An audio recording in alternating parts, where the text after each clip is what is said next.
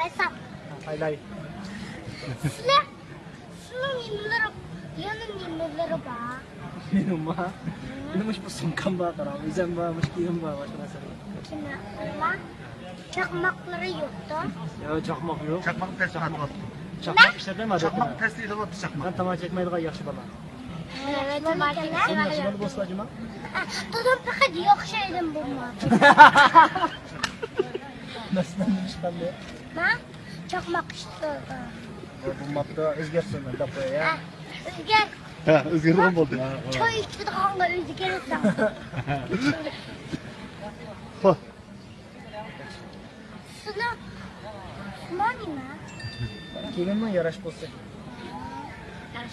Bu kimin ne be Allah? Çünkü gelme. Ya yap bu da. Kimle yapıp gelmesini çatak yere ha. Siz koy. Ucu hele çıklıkla.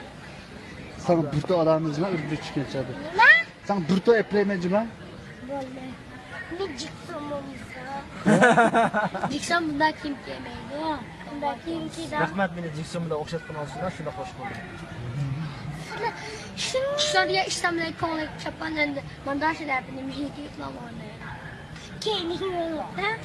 Benim oynamadısı oldu. Sıra bir Türkiye işte gittiler kondan akşını ben onu derse kondan akşını Gittim boğa baktı. Kızım bir kere sizin fikrin abi. Kimin kiyip geliyor baktığında. Hey dedim. Afşini bana şikayet. Söken ha. Hazır ilk persem ya da cepheden varken sen doğuda karam. Neymiş kara? 500 kişiden 10 metre Kıyamlaştırmış. Ağızda seni makaronu yarına müdafiye kimliğine. Benim gibi nasıl bir getir ya? Sizin gibi olacak kızık ya. Çok şöyle bir kol esmeyi de. Allah çok kızık ya. Benim ben. Ben annemi çıksın de kulüptükla kinolarda değilirdi. Ben değdirmeyine bulup gittik ki jüp oldu tek gitkendi.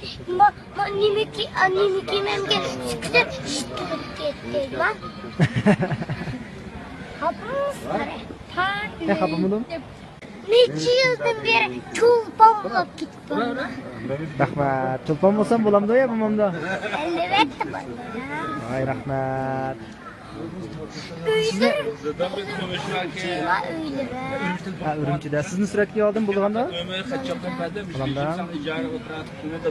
Sonra çıkırsam sizde o mahvalların emreden köz yaşamakmış ama.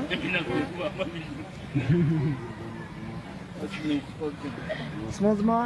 İbrahim. Sualları tüydü mü ya? Ha? Sualları tüydü mü ya? Arkadaş tariflama yerip yatıp onda. Ya sualları tüydü mü? Şey de. Anne, niye mi kılıyor? Şey de bana martupunu meytike kede bakayla. Ama kaçırdı.